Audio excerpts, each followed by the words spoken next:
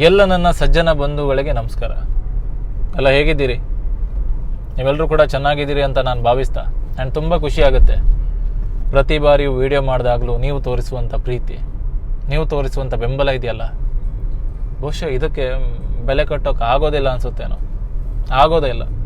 ನಾನು ಪ್ರತಿ ಬಾರಿ ಹೇಳೋದು, ಇದು ದೇವ್ರ ಕೆಲಸ ಅಂತ, ದೇವ್ರ ಕಾರ್ಯ, ಭಗವಂತ ಮೆಚ್ಚುವಂಥ ಕೆಲಸ ಅಂತ.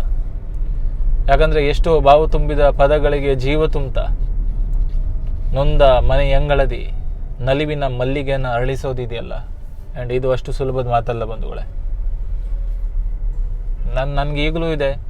ನಾನು ಈಗಲೂ ಅನಿಸೋದು, ಯಾರೋ ನನ್ನ ವೀಡಿಯೋಸ್ಗಳನ್ನು ನೋಡಿ 4 ಜನ ನೀವು ಎ ಕೆ ಶೆಟ್ಟಿ ನೋಡೋರಲ್ವಾ, ನಿಮ್ಮ ಸ್ಫೂರ್ತಿದಾಯಕ ಮಾತುಗಳನ್ನು ಕೇಳ್ಕೊಳ್ತೀವಿ. ನಾನು ಅದನ್ನು ಇಷ್ಟಪಡಲ್ಲ, ನಾನು ಅದನ್ನು ಏನು ಅಪೇಕ್ಷಣೆ ಪಡಲ್ಲ. ನನ್ನ ಮಾತುಗಳಿಂದ ನೀವು ಬದಲಾಗ್ತಿದ್ರಲ್ಲ, ನನಗಷ್ಟೇ ಸಾಕು. ಯಾಕಂದ್ರೆ ಸಾಮಾಜಿಕ ಜಾಲತಾಣದಲ್ಲಿ ಯಾರನ್ನೂ ಒಂದಿಷ್ಟು ಜನರು ಮೆಚ್ಚಿಸ್ಲಿಕ್ಕೋಸ್ಕರ ನಾನು ಬಂದಿದ್ದಲ್ಲ.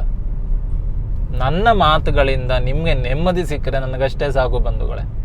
ನನಗದೇ ವರ. ನಾನು ಪ್ರತಿ ಬಾರಿ ಹೇಳ್ತಾ ಇರ್ತೀನಿ, ದೇವರಲ್ಲಿ ಕೇಳಿದೆ ವರವ, ನೀಡಿದನು ಅವನ ಸ್ವರವ ಅಂತ. ಯಾಕೆ ಈ ಮಾತು ಹೇಳಿದೆ ಅಂದರೆ, ಮೊನ್ನೆ ಒಂದು ಕಮೆಂಟನ್ನು ನೋಡಿದೆ. ಸರ್, ಪ್ರತಿನಿತ್ಯ ನಾನು ಕಾಲೇಜಿಗೆ ಹೋಗುವ ಮುಂಚೆ ನಿಮ್ಮ ವೀಡಿಯೋಸ್ಗಳನ್ನು ನೋಡಿನೇ ಹೋಗೋದು ಸರ್ ಅಂತ.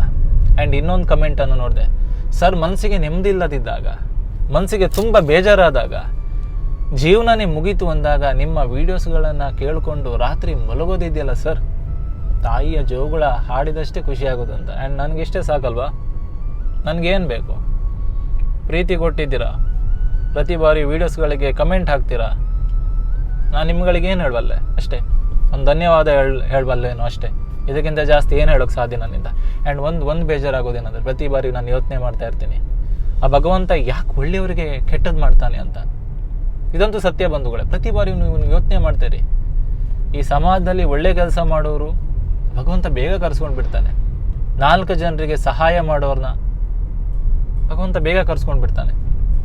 ಅದೇ ಪಾಪದ ಕೊಡ ಇರುತ್ತಲ್ಲ, ತುಂಬಿಕೊಂಡಿರ್ತಾಳಲ್ಲ, ಅಂಥವರನ್ನ ಜೀವನ ಪರ್ಯಂತ ಉಳಿಸ್ಕೊಳ್ತಾನೆ. ಗೊತ್ತಿಲ್ಲ. ಸೊ ಮೊನ್ನೆ ಬೆಂಗಳೂರು ಅನಿಸುತ್ತೆ, 12ನೇ ಮಹಡಿಯಿಂದ ಒಂದು ಚಿಕ್ಕ ಮಗು ಬಿದ್ದು ಪ್ರಾಣ ಕಳ್ಕೊಂಡ್ಬಿಡುತ್ತೆ. ನಾನು ಪ್ರತಿ ಬಾರಿ ಯೋಚನೆ ಮಾಡ್ತಾ ಇರ್ತೀನಿ, ಆ ಮಗುವನ್ನು ಒಂದಿಷ್ಟು ವರ್ಷಗಳ ಕಾಲ ಸಾಕಿ ಸಲಹಿದ ಆ ತಾಯಿಯ ವೇದನೆ ಹೇಗಿರುತ್ತೆ ನಾವು ಯೋಚನೆ ಮಾಡಬೇಕು. ಒಂದೊಂದು ಸಲ ತಾನು ಸಾಕಿದಂಥ ಮುದ್ದಿನ ಮಗು ತನ್ನ ಕಣ್ಣೆದುರು ಪ್ರಾಣ ಬಿಡುತ್ತೆ ಅನ್ನೋದೇ ಆ ತಾಯಿ ಹೇಗೆ ಅರಗಿಸ್ಕೊಳ್ತಾಳಂತ. ನಾನು ಅದಕ್ಕೆ ಹೇಳೋದು ಬಂಧುಗಳೇ, ಭಗವಂತ ಇಷ್ಟೊಂದು ಕಟುಕನ ಅಂತ. ನಾ ದೇವ್ರನ್ನ ನಂಬ್ತೀನಿ, ದೇವ್ರನ್ನ ನಂಬಲ್ಲ ಅಂತ ನಾನು ಹೇಳಿಲ್ಲ. ದೇವ್ರನ್ನ ತುಂಬ ನಂಬ್ತೀನಿ. ದೇವ್ರನ್ನ ಮಾತ್ರ ನಂಬೋದು, ದೇವ್ರನ್ನ ಮಾತ್ರ ನಾನು ನಂಬೋದು. ಗೊತ್ತಿಲ್ಲ.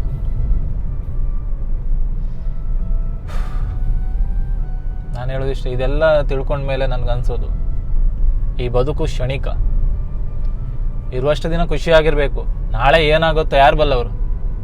ಈ ಕ್ಷಣ ಖುಷಿಯಾಗಿರ್ಬೇಕು. ಈ ಕ್ಷಣ ಬದುಕ್ತಿದ್ದೀವಲ್ಲ, ಅದು ಮಾತ್ರ ಶಾಶ್ವತ. ಇರುವಷ್ಟು ದಿನ 4-6 ಜನರಿಗೆ ಒಳ್ಳೇದನ್ನು ಮಾಡೋಣ. ಕೊನೆ ಪಕ್ಷ ಯಾರಿಗೆ ಒಳ್ಳೇದು ಮಾಡ್ಲಿಕ್ಕೆ ಆಗಿಲ್ಲ ಅಂದ್ರೂ ಪರವಾಗಿಲ್ಲ, 4 ಜನರ ಕಣ್ಣಲ್ಲಿ ಕಣ್ಣೀರಂತ ಹಾಕಿದಿರೋಣ. ಭಗವಂತ ಅದ್ಭುತವಾದಂಥ ಜೀವನ ಕೊಟ್ಟಿದ್ದಾನಂದ್ರೆ ಆ ಭಗವಂತ, ಅದು 4 ಜನ ನಮ್ಮನ್ನು ಕೊನೆ ಪಕ್ಷ ಸ್ಮಶಾನದಲ್ಲಿ, ಆ ಸ್ಮಶಾನಕ್ಕೂ ಕೂಡ ಅಸಹ್ಯ ಹಾಕಬಾರ್ದು. ಸೊ ಎಂಥ ವ್ಯಕ್ತಿನ ನೀವು ಹೂಳೋಗಿ ತಂದ್ರಿ ಅಂತ, ಇಲ್ಲ ಸುಡೋಗಿ ತಂದ್ರಿ ಅಂತ. ಒಳ್ಳೇದನ್ನು ಮಾಡೋಣ ಬಂಧುಗಳೇ. ನಾನು ಹೇಳೋದಿಷ್ಟೇ, ಯಾರಿಗೂ ಕೆಟ್ಟದನ್ನು ಹಾರೈಸದೇ ಇರೋಣ. ಅದ್ಭುತ. ನಾವು ಮುಂದಿನ ಜನ್ಮದಲ್ಲಿ ಮನುಷ್ಯರಾಗಿ ಹುಡ್ತೀವೋ ಇಲ್ಲವೋ, ಅಥವಾ ಮುಂದಿನ ಜನ್ಮ ಇದೆಯೋ ಇಲ್ಲೋ ಗೊತ್ತಿಲ್ಲ. ಹಿಂದಿನ ಜನ್ಮ ಹೇಗಿತ್ತೋ ಯಾರು ಬಲ್ಲವರು. ಆದರೂ ಒಂದಂತೂ ಸತ್ಯ, ಈಗಿರುವಂಥ ಈ ಜನ್ಮವನ್ನು ಬಹಳ ಸುಂದರವಾಗಿ ಕಳೆಯೋಣ. ಎಲ್ರಿಗೂ ಒಳ್ಳೆಯದನ್ನೇ ಹಾರೈಸೋಣ, ಎಲ್ರಿಗೂ ಒಳ್ಳೆಯದನ್ನೇ ಬಯಸೋಣ. ಆ್ಯಂಡ್ ಇದಕ್ಕಿಂತ ಸೌಭಾಗ್ಯ ಏನು ಬೇಕು? ನಾನು ಹೇಳೋದಿಷ್ಟೇ, 100 ಸಲ ಹೇಳ್ತೀನಿ, ಬೇಕಾದರೆ 1000 ಸಲ ಈ ಮಾತನ್ನು ನಿಮ್ಮೆದುರೇ ಹೇಳ್ತೀನಿ, ಒಳ್ಳೆಯದನ್ನೇ ಬಯಸೋಣ ಎಲ್ರಿಗೂ. ಯಾಕಂದರೆ ನಾವು ಎಲ್ರಿಗೂ ಒಳ್ಳೆಯದನ್ನು ಬಯಸಿದ್ರೆ ಅಸ್ತು ದೇವತೆಗಳು ಅಸ್ತು ಅಂತಿರ್ತಾವಂತೆ. ಸತ್ಯ. ಖುಷಿಯಾಗಿರಬೇಕು. ಆ್ಯಂಡ್ ಮನುಷ್ಯನ ಅಸೂಯೆ ಇದೆಯಲ್ಲ, ಅದಕ್ಕೆ ಯಾವ ಅದರಲ್ಲೂ ಕೂಡ ಔಷಧಿ ಇಲ್ಲ. ಮನುಷ್ಯನ ಕಣ್ಣಿದೆಯಲ್ಲ, ಕಣ್ಣಿನ ಹಸುವೆ ಹಾವಿನ ವಿಷಕ್ಕಿಂತ ಅಪಾಯಕಾರಿ ಬಂಧುಗಳೇ. ಎಲ್ರಿಗೂ ಒಳ್ಳೇದನ್ನು ಬಯಸೋಣ ಅಷ್ಟೇ. ಏನಿದೆ, ಇವತ್ತಿದ್ದವ್ರು ನಾಳೆ ಇರ್ತೀವನ್ನೋ ಗ್ಯಾರಂಟಿ ನಮಗಿಲ್ಲ. ಸ್ಮಶಾನದಲ್ಲಿ ಬಿದ್ದ ಬೂದಿಯನ್ನು ನೋಡಿ ಮನಸ್ಸು ಮೆಲ್ಲನೆ ನೋಡೀತು. ಬರೇ ಬೂದಿಯಾಗುವುದಕ್ಕಾಗಿ ಮನುಷ್ಯ ಜೀವನ ಪೂರ್ತಿ ಬೇರೆಯವರನ್ನು ನೋಡಿ ಉರಿಯುತ್ತಾನೆಂದು. ಇದು ನಿನ್ನ ಜೀವನ, ನಿನ್ನ ಸುಖ ದುಃಖಗಳಿಗೆ ನೀನೇ ಹೊಣೆಗಾರಿಕೆ. ಇಲ್ಲಿ ಯಾರು ಬಂದು ನಿನ್ನನ್ನು ಕಾಪಾಡೋದಿಲ್ಲ. ಹುರಿದು ಬೂದಿಯಾಗೋ ಬದಲು ಹುರಿದು ಬೆಳಕಾಗಿ ಬಾಳೋಣ. ರಾತ್ರಿ ಮಲಗಿದವರು ಬೆಳಗ್ಗೆ ಎಚ್ಚರವಾಗಿರ್ತೀವಿ ಅನ್ನೋ ನಂಬಿಕೆ ನಮಗಿಲ್ಲ. ಮತ್ತೆ ಯಾಕ್ರಯ್ಯ ಈ 3 ದಿನದ ಬಾಳಿನಲ್ಲಿ ಮುನಿಸು. ಗೊತ್ತಿಲ್ಲ, ನನ್ನ ಖುಷಿ ಏನು ಗೊತ್ತಾ, ನಾನು ಮನಸ್ಸಿಗೆ ನನಗನ್ಸಿದ ಮಾತುಗಳನ್ನು ಹೇಳ್ತಾ ಇರ್ತೀನಿ. ತುಂಬ ಜನ ಕೇಳ್ತಾರೆ, ಏನು ಸರ್ ನಿಮ್ಮ ಮನಸ್ಸಿಗೆ ಅಷ್ಟು ನೋವಾಗಿದೆಯಾ? ನಿಮ್ಗೆ ಯಾರಾದರೂ ನೋವು ಮಾಡಿದ್ರ ಸರ್? ಇಷ್ಟೊಂದು ಅನುಭವ ಇಲ್ಲದೆ ನೀವು ಹೇಗೆ ಮಾತಾಡ್ತೀರಾ? ಈ ಚಿಕ್ಕ ವಯಸ್ಸಿಗೆ ಬಹಳ ಅದ್ಭುತವಾಗಿ ಮಾತಾಡ್ತೀರಾ. ನನಗೆ ಯಾರೋ ಒಬ್ಬರು ಮೊನ್ನೆ ಒಂದು ಫೇಸ್ಬುಕ್ಕಲ್ಲಿ ಮೆಸೇಜ್ ಮಾಡಿದರು, ನನಗೆ 73 ವರ್ಷ ಅಪ್ಪ, ಆದರೆ ನಿನ್ನ ರೀತಿಯ ಅನುಭವದ ಮಾತುಗಳನ್ನು ಆಡಲಿಕ್ಕೆ ನನ್ನ ಜೀವಮಾನದಲ್ಲಿ ಸಾಧ್ಯ ಇಲ್ಲ ಅಂತ.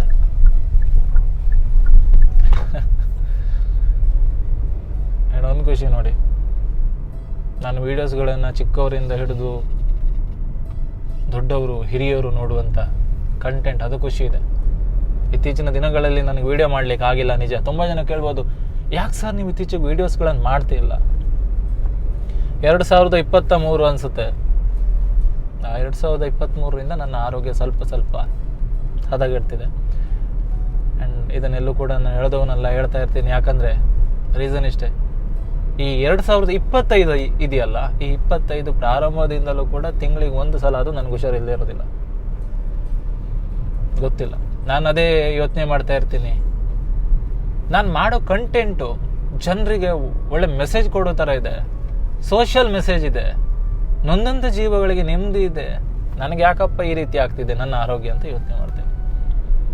ಎಷ್ಟೋ ಸಲ ನಾನು ಯೋಚನೆ ಮಾಡ್ತೀನಿ. ಸೊ ನನ್ನ ನಂಬಿರುವಂಥ, ನನ್ನ ಪ್ರೀತಿಸುವಂಥ ಸಜ್ಜನ ಬಂಧುಗಳಿಗೆ ನಾನು ವಿಡಿಯೋ ತಲುಪಿಸೋಕ್ಕಾಗ್ತಿಲ್ಲಲ್ಲ ಅನ್ನೋ ಬೇಜಾರು. ಆ್ಯಂಡ್ ಆ ರೀಸನ್ಗೆ ಇವಾಗೇನು ಫ್ರೀ ಇದ್ದೀನಿ, ಇವಾಗೇನು ಹೊರಗಡೆ ಹೋಗ್ತಿದ್ದೀನಿ, ಇಲ್ಲೇ ಒಂದು ಸಣ್ಣದಾದ ವೀಡಿಯೋಸನ್ನು ಮಾಡಿ ನಿಮ್ಮ ಮನಸ್ಸುಗಳಿಗೆ, ನಿಮ್ಮ AK ಶೆಟ್ಟಿ ನೋಡೋರು ಯಾವಾಗಲೂ ಕೂಡ ಜೊತೆಯಾಗಿರ್ತೀನಿ ಅನ್ನೋ ಒಂದು ಸಂದೇಶ ಬಂಧುಗಳೇ. ಇಷ್ಟೇ, ಖುಷಿಯಾಗಿರ್ಬೇಕು. ಜೀವನ ಇಷ್ಟೇ. ನಾನು ಹೇಳಿದ್ನಲ್ಲ, ಈ ಕ್ಷಣ ಇದ್ದೀವಿ, ಮುಂದಿನ ಕ್ಷಣ ಇರ್ತೀವಿ ಅನ್ನೋ ಯಾವ ಗ್ಯಾರಂಟಿನೂ ನಮಗಿಲ್ಲ. ತಾಯಿ ಗರ್ಭದಲ್ಲಿ ಹುಟ್ಟಿದ್ದೀವಿ, ತಾಯಿ ಗರ್ಭದಲ್ಲಿ ಹೋಗ್ತೀವಿ. ಇರುವಷ್ಟು ಕ್ಷಣ ಖುಷಿಯಾಗಿರ್ಬೇಕು. ಆ್ಯಂಡ್ ಒಂದೊಂದು ಸತ್ಯ, ಕಷ್ಟ ಬರುತ್ತೆ. ಕಷ್ಟ ಯಾರಿಗೆ ಬರಲ್ಲ ಹೇಳಿ? ಈ ಕಷ್ಟ ಅನ್ನೋದು ಮನುಷ್ಯನಿಗೆ ಬರದೆ ಇನ್ನೇನು ಮರಗಿಡಕ್ಕೆ ಬರುತ್ತೆ ಸ್ವಾಮಿ. ಅವುಗಳಾದರೂ ನೋಡಿ ನಮ್ಮ ಕೆಲಸಗಳನ್ನು ತುಂಬ ಸುಂದರವಾಗಿ ಮಾಡ್ತಿರ್ತವೆ. ಪ್ರಪಂಚ ಬದಲಾಗಿದೆ ಅಂತಾರೆ, ಎಲ್ಲಿ ಬದಲಾಗಿದೆ? ಮಾವಿನ ಹಣ್ಣಿನ ರುಚಿ ಬದಲಾಗಿಲ್ಲ, ಮೆಣಸಿನ ಖಾರ ಬದಲಾಗಿಲ್ಲ, ಎಲೆಗಳ ಬಣ್ಣ ಬದಲಾಗಿಲ್ಲ. ಬದಲಾಗಿರೋದು ಮನುಷ್ಯನ ಮಾನವೀಯತೆ. ನಾವು ಇದನ್ನು ಮೊದಲು ಅರ್ಥ ಮಾಡ್ಕೊಳ್ಬೇಕು. ಈಗ ಪ್ರಕೃತಿ ಸರಿ ಇಲ್ಲ, ಪ್ರಪಂಚ ಬದಲಾಗಿದೆ ಅನ್ನೋರಿಗೆ ಈ ಮಾತೊಂದು ಸಂದೇಶ.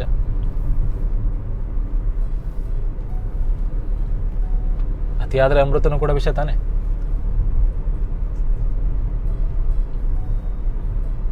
ತಟ್ಟೆಗೆ ಎಷ್ಟು ಊಟ ಹಾಕ್ತೀವಿ? ಯಾರಾದರೂ ಹೊಟ್ಟೆ ತುಂಬ ಬಡಿಸಿದರೆ ಸಾಕು, ಜಾಸ್ತಿ ಬಡಿಸಿದರೆ ಬೇಡ, ನಮ್ಗೆ ಸೇರಲ್ಲ ಅಂತೀವಿ.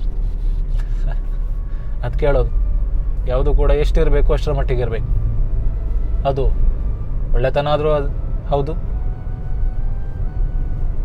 ಸ್ನೇಹ ಆದರೂ ಕೂಡ ಹೌದು, 4 ಜನರಿಗೆ ಸಹಾಯ ಮಾಡೋ ರೀತಿ ಆದರೂ ಕೂಡ ಹೌದು. ಯಾರ ಜೀವನದಲ್ಲೂ ಕೂಡ ನಾವು ಅಸಹ್ಯವಾಗಿರಬಾರ್ದು, ತೀರಾ ಅಸಹ್ಯ. ಸಾಕಪ್ಪ ಈ ವ್ಯಕ್ತಿ ನಮ್ಮ ಜೀವನದಿಂದ ಹೋದರೆ ಸಾಕು ಅನ್ನೋ ಅಷ್ಟರ ಮಟ್ಟಿಗೆ ಅಸಹ್ಯ ಆಗಿರಬಾರ್ದು. ಅದು ಇನ್ನೊಂದು ಮಾತಿದೆ, ಭೂಮಿಗೆ ಭಾರಾಗಿ ಬದುಕಬಾರ್ದು ಬಂಧುಗಳೇ.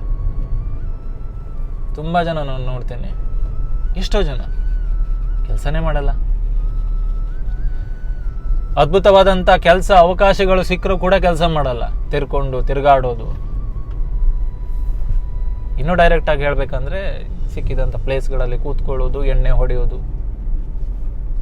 ಯಾರಾದರೂ ಖರ್ಚಿ ಕೊಡ್ತಾರಲ್ಲ, ಸ್ನೇಹಿತರು,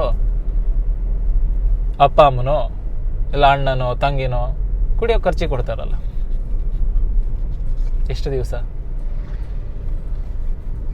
ನಮ್ಮ ಹೆತ್ತ ತಂದೆ ತಾಯಿಗಳ ಮನಸ್ಸಲ್ಲಿ ನೀನು ಹೆತ್ತಿದ್ದಕ್ಕೆ ಸಾರ್ಥಕವಾಯಿತು ಅಂತ ಒಂದೇ ಒಂದು ಬಾರಿ ಅನ್ಸ್ಕೊಂಡ್ರೆ ಅಂತ ತಿಳ್ಕೊಳ್ಳಿ, ನಿಮ್ಮ ಬದುಕು ಸಾರ್ಥಕ ಬಂಧುಗಳೇ. ನಾನು ಹೇಳೋದಷ್ಟೇ, ಜೀವನ ಸಾರ್ಥಕ ಅಂದ್ರೇನು? ಕೈ ತುಂಬ ಹಣ ಮಾಡಬೇಕು, ದೊಡ್ಡ ಬಂಗಲೆಯನ್ನು ಕಟ್ಕೊಳ್ಬೇಕು, ಕಾರು ಬೈಕು ಐಷಾರಾಮಿ ಜೀವನ ಸಾಗಿಸಬೇಕು ಅಲ್ಲ. ಇದ್ಯಾವುದು ಕೂಡ ಸಾರ್ಥಕ ಬದುಕಲ್ಲ. ನಿಮ್ಮ ಹೆತ್ತ ತಂದೆ ತಾಯಿಯ ಬಾಳಲ್ಲಿ ನಿನ್ನ ಹೆತ್ತಿದ್ದಕ್ಕೆ ಸಾರ್ಥಕವಾಯ್ತಂತ ಒಂದೇ ಒಂದು ಬಾರಿ ನಿಮ್ಮ ಲೈಫಲ್ಲಿ ನೀವು ಅನ್ಸ್ಕೊಳ್ತೀರಾ, ಆವಾಗ ನಿಮ್ಮ ಜೀವನ ಸಾರ್ಥಕ ಆಯ್ತಂತ. ಎಲ್ಲೇ ಅದನ್ನು ಬಿಟ್ಟರೆ ಇನ್ನೊಂದಿಷ್ಟು ಜನ, ಎಂಥ ಮಗ ಸ್ವಾಮಿ ನಿಮ್ಮದು, ಎಂಥ ಮಗಳು ನಿಮ್ಮದು, ಸಮಾಜಕ್ಕೆ ನಿಮ್ಮ ಮಕ್ಕಳು ಇರಬೇಕು, ಸಮಾಜ ಬದಲಾವಣೆಗೆ ನಿಮ್ಮಂಥ ಮಕ್ಕಳು ಇರಬೇಕು. ಈ ಕಾಲದಲ್ಲಿ ಇಂಥ ಮಕ್ಕಳಿಗೆ ಜನ್ಮ ನೀಡಿದ್ರಲ್ಲ ಅಂತ ಹೇಳಿದರೆ ತಂದೆ ತಾಯಿಗಳು ಎಷ್ಟು ಖುಷಿ ಪಡ್ತಾರೆ. ಅದನ್ನು ಬಿಟ್ಟು ನಿಮ್ಮ ಮಗ ಅಲ್ಲಿ ಕುಡ್ಕೊಂಡಿದ್ದ, ನಿಮ್ಮ ಮಗ ಬಾರಲ್ಲಿದ್ದ, ನಿಮ್ಮ ಮಗ ಅಲ್ಲಿ ಯಾವುದೋ ಗ್ರೌಂಡಲ್ಲಿ ಸಿಗರೇಟ್ ಹೊಡ್ಕೊಂಡಿದ್ದ ಅಂತ ಕೇಳಿದರೆ ಎಷ್ಟು ನೋವಾಗಬೇಡ. ಗೊತ್ತಿಲ್ಲ ನನ್ನ ಈ ಮಾತನ್ನ ಎಷ್ಟು ಜನ ಧಿಕ್ಕರಿಸ್ತಿರೋ. ನನಗನ್ಸಿರೋ ನಾನು ಮಾತುಗಳನ್ನು ಹೇಳ್ತಾ ಇರ್ತೀನಿ. ಆ್ಯಂಡ್ ನಾವು ಬೆಳೆದು ಬಂದ ಹಾದಿ ನಮ್ಗೆ ಗೊತ್ತಿರಬೇಕು. ನಮ್ಮ ತಂದೆ ತಾಯಿ ನಮ್ಮನ್ನು ಎಷ್ಟು ಕಷ್ಟಪಟ್ಟು ಸಾಕಿದ್ದಾರೆ. ಅದೇನೋ ಅಂತಾರಲ್ಲ, ತಂದೆ ತಾಯಿಗೆ ಒಂದು ಹೊತ್ತಿನ ಗಂಜಿ ಹಾಕಲು ಯೋಗ್ಯತೆ ಇಲ್ಲದವರು ಊರ ಜನರಿಗೆ ಬಿರಿಯಾನಿ ಹಾಕಿದ್ರೆ ಏನು ಬಂತು ಪ್ರಯೋಜನ ಅಂತ.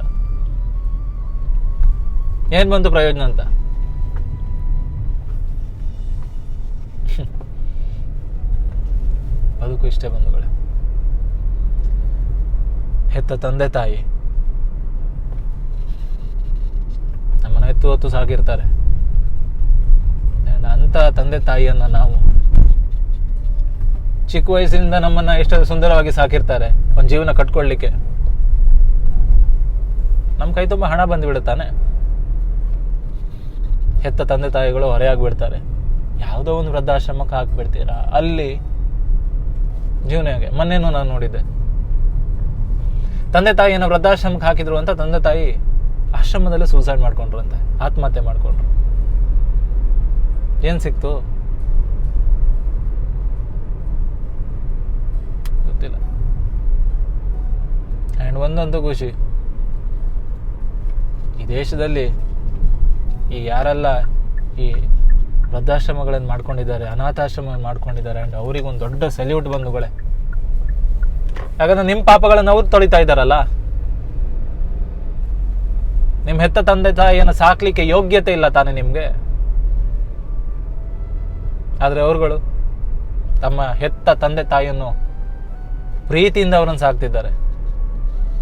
ನೀವು ಹೆತ್ತ ತಂದೆ ತಾಯಿ ಅಲ್ಲ, ನೀವು ಯಾರು ಬಿಟ್ಟು ಹೋಗಿರ್ತೀರಲ್ಲ ಅವರನ್ನೇ ತಮ್ಮ ಸ್ವಂತ ತಾಯಿ ಅಂತ ತಿಳ್ಕೊಂಡು, ಸ್ವಂತ ತಂದೆ ತಾಯಿ ಅಂತ ತಿಳ್ಕೊಂಡು ಸಾಕ್ತಿದ್ದಾರೆ. ಆ್ಯಂಡ್ ನಾನು ಅದಕ್ಕೆ ಹೇಳೋದು, ಭಗವಂತ ಅವರಿಗೆ ಒಳ್ಳೇದು ಮಾಡಲಿ. ಯಾರು ಈ ಅನಾಥಾಶ್ರಮಗಳನ್ನು ನಡೆಸ್ತಿರ್ತಾರೆ, ವೃದ್ಧಾಶ್ರಮಗಳನ್ನು ನಡೆಸ್ತಿರ್ತಾರೆ, ಅವರಿಗೆ ಭಗವಂತ ಶಕ್ತಿ ಕೊಡಲಿ, ಆಯಸ್ಸು ಕೊಡಲಿ ಅಷ್ಟೇ. ಯಾಕಂದರೆ ಎಷ್ಟೋ ಜನ ಪಾಪಿಗಳಿರ್ತಾರಲ್ಲ, ತಂದು ಆಶ್ರಮ ವೃದ್ಧಾಶ್ರಮಕ್ಕೆ ಹಾಕ್ತಾರಲ್ಲ, ಪಾಪ ಅವ್ರುಗಳಿಗೆ ಸಾಕ್ಲಿಕ್ಕೆ ಶಕ್ತಿ ಬರಬೇಕಲ್ಲ ಪಾಪ.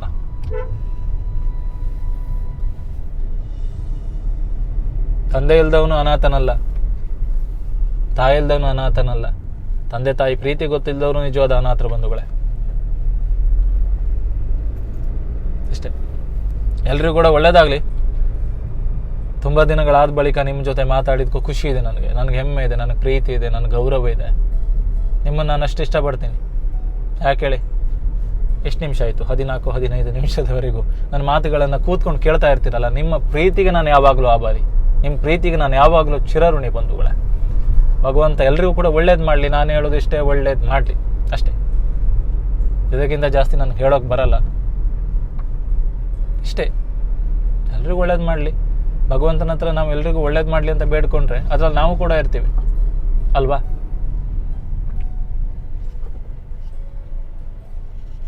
ನಾಳೆಯ ಜೀವನ ಹೇಗಾಗುತ್ತೆ ಅಂತ ಬಲ್ಲವ್ರು ಯಾರು?